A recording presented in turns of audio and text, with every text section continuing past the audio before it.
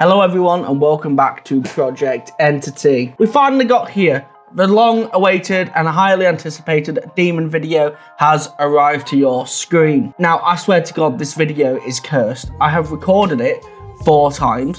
The first time was absolutely fine, and then I tried to edit it and put it onto TikTok, and it was nearly 30 minutes long. So of course we had to scrap that, and then I had to re-record it landscape orientation for YouTube. And then last time I went to record it, the audio disappeared halfway through the video. Whether the mic had just connected or the receiver in my phone had come loose, I don't know. We've even had some bumps in the road today trying to record it.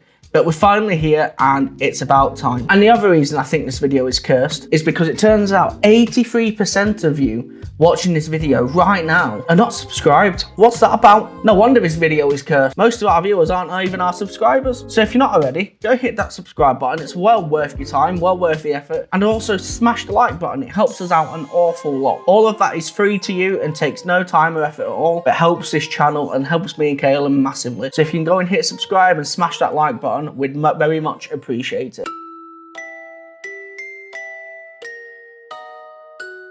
So today we're going to be talking about demons and diabolical entities and biblical forces. Now personally, I don't believe in heaven, hell, demons, angels, that sort of thing.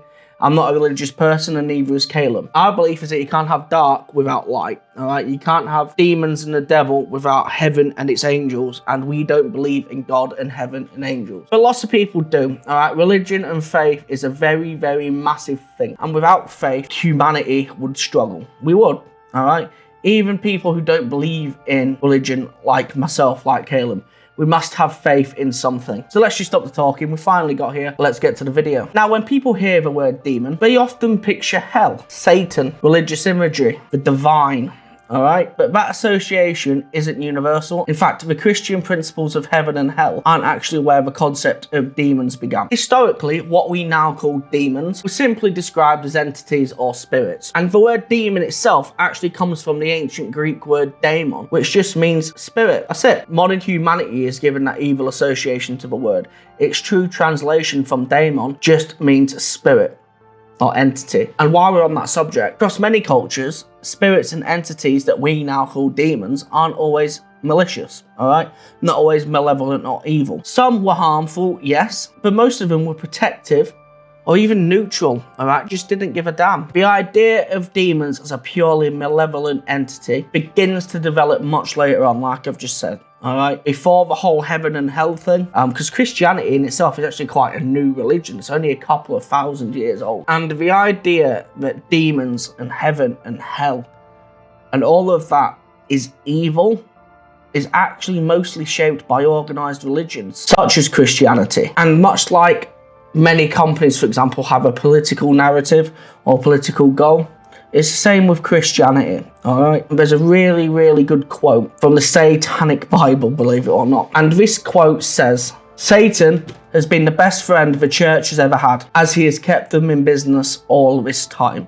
And that was a quote from the famed demonologist and occultist Anton LaVey, who is the author of the Satanic Bible that we know today. When you remove the religious framework and ideology from demons, the concept and the idea starts to shift a little bit, and many traits actually attributed to demonic possession, such as manipulation, violence, obsession, cruelty, anxiety, mood swings. I could keep going. Don't require a non-human entity to explain them, all right? If I was just to read off them symptoms to you outside of the context of demons and demonic possession, you just think mental health issues. So one of the biggest debates, and again, this is where sort of religious figures and psychologists sort of butt heads a little bit, is that, what was that? Oh, I like that. Is that what many people and what many religious figures claim are the forces of the devil are actually just mental health problems, all right? And the Warrens are a very good example of that. You know, famed investigators from like the sort of late 60s, Ed and Lorraine Warren, they were very, very quick to sort of disregard and push back any sort of resistance on their beliefs when it was coming from the world of science, all right? If they went into a house and to visit someone who was supposedly under demonic possession, they were very quick to sort of claim it and confirm it was demonic. And any sort of pushback from medical professionals was very quickly disregarded and they didn't listen. And the danger of that is actually that those people might have just had a mental health issue, might have just needed that help. And because the Warrens disregarded it and basically convinced the family that it was demonic, that person never got the help they needed. All right. So there's sort of two sides to this story. All right. There's the scientific side and the religious side. I'm not saying neither one of them is correct, but they both need to work together. But those behaviors that I just mentioned, they exist naturally within human behavior. All right. None of us are perfect. We all have a darker side. All right. We all have lighter sides. We all have sides that we'd rather hide. But at the end of the day, we are human and we have behaviors such as the traits I've just mentioned, the violence, the manipulation, the anxiety, the stress. It's all part of human nature. And again, this has led some researchers and psychologists to suggest that demons and demonic possession function as a symbolic explanation, all right? And a way for societies to externalize and blame the behavior that they don't find acceptable on a third-party force somewhere, all right? Taking the blame away from themselves and blaming it on something else. And again, back to the old famous quote. There's a TV show that me and Caleb really enjoyed and still watch to this day called The Vikings, all right? And one of its main characters, well, the main character for most of the series, Ragnar Lothbrok, on the way to his death, his execution in the series, he said a quote, and this quote really hits hard in this part of the video. You know, I'm talking about how people can just use these sort of third-party external forces to blame things on that they don't want to admit to themselves. This quote reads, "The gods are man's creation to give answers that they are too afraid to give themselves." And again, it's using religion and it's using third-party forces to put the blame onto and to sort of give answers, all right? If we don't like something, we're just going to blame it. Or we don't like something we've done, we're just going to blame it on God and the devils. It was God's plan, all right? The devil made me do it. It's very easy to pass it off that way. But all of that doesn't mean that people aren't experiencing something, all right? And there are many claims and many solid reports and documented evidence to prove that these people maybe are experiencing something diabolical, all right, something biblical. Across many cultures throughout the world, all right, across the thousands of years that humanity has been around, these cultures, they all describe similar phenomena. Small trickster-like entities, also known as imps, not to be confused with these guys. How the hell does this... Oh, you're watching? No, that picture wasn't me. Parasitic presences that are associated with fear and anxiety and actually feed off of those emotions, all right? And shadow-like figures, all right? Shadow people that always seem to appear at your lowest point and point of most vulnerability. Now, the consistency of these reports across time, across cultures, most of these cultures, in fact, have never actually interacted with each other. It does raise questions, all right? Even if the explanations and sort of the beliefs of what they are do differ a little bit, they're all experiencing the same thing. And of course, demonic possession is one of the most clearest and famous examples of this. When you think of demons, all right, you think of demonic possession. A demon taking over somebody's body to do its bidding. And again, in some cultures, it's understood as a demonic influence, like I've just mentioned. A demon taking over somebody's body, all right, affecting their behavior, controlling their actions, and basically using that person as a meat suit to do what they want. And in other sort of religions and cultures, you've got to think here to Native Americans, it's believed to be a spiritual experience. In sort of the Western world, possession is always deemed to be negative, where in sort of your Native American history, they would channel their ancestors or the sort of deities that they believed in to give enlightenment and knowledge. In clinical settings, so again, science, these symptoms often point to emotional distress, mental illness, more realistic and probably believable. And in fact, when you're looking at demonic possession and the whole process of exorcism, it isn't like it is on TV where you just nip down your local church, say, "Wagwan, my guy," to the local vicar. He comes around, reads a couple of verses from the Bible, throws some water around, and you're fixed. It's not how it works, all right? It's a very long process to actually get an exorcism approved and verified by the Vatican. Not a lot of people know that, but an actual exorcism has to be approved and ordained by the Vatican. Part of that process is a mental health screening, which I find rather hilariously contradictory of religion, all right, Christianity. It's the demons, you know, it's hell, it's Satan at work, it's Satan corrupting the innocent. But let's go and see if science can prove it isn't first, all right? So what they'll do is they'll actually take the person who's supposedly undergoing demonic possession to a hospital, all right? Tell them to go to the doctor to get referred for mental health assessments to make sure there is nothing underlying first, which is brilliant. That's what they should do. And it is a part of the exorcism process, but also mildly contradicting. But again, personal beliefs don't really matter in this video. I have lots of them. I'm sure more of them will come up.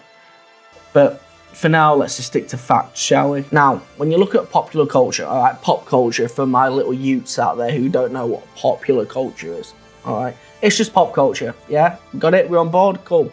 And if you haven't already, I suggest you like this video, you little slink. I can't say that. In fact, no, yeah, I can say that. Smash that like button. Now, all these demons are going to come and haunt your dreams. Can I hex people over YouTube? We're going to find out. If after this video, your dreams get haunted by demons, let us know down in the comments. Cheers, guys! But yeah, popular culture has further shaped what we believe these entities to be and look like. And things like TV shows and films often exaggerate and simplify them into monstrous, violent beings, when in reality that isn't always the case, alright? One of the biggest ones, the Conjuring franchise, the main sort of antagonist in that entire franchise is Valak, alright? The demon Valak, who is portrayed as the nun, and also I believe it's in the second one, the big black creature that Lorraine Warren throws out the window, or whatever she does, alright? But in real life, this is what Valak looks like, alright?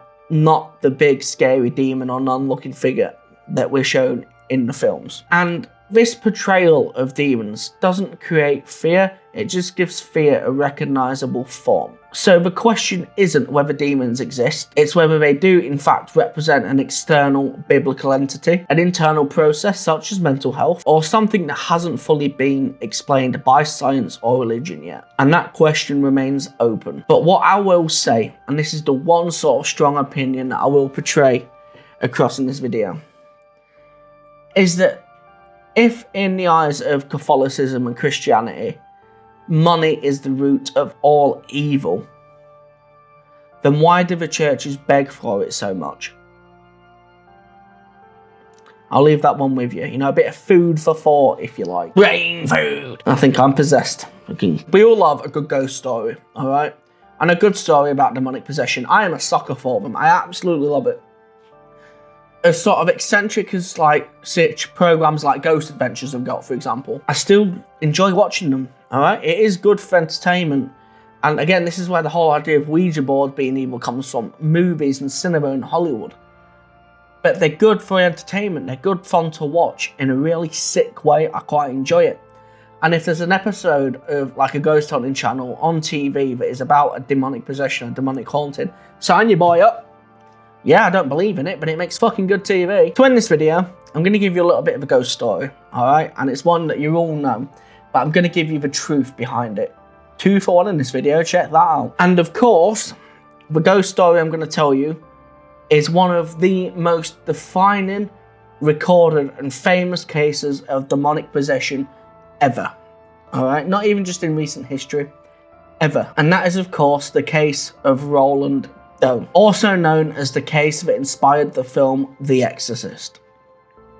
Now, in the late 1940s, a young boy supposedly started displaying violent behaviour. Himself and the family would witness unexplained sounds, they would see shadow figures and see things. The young boy would start to have a physical reaction and adverse reaction to religious artifacts. And again, the family witnessed episodes of what is now deemed to be demonic possession through the little boy. Now, back to the process of exorcism.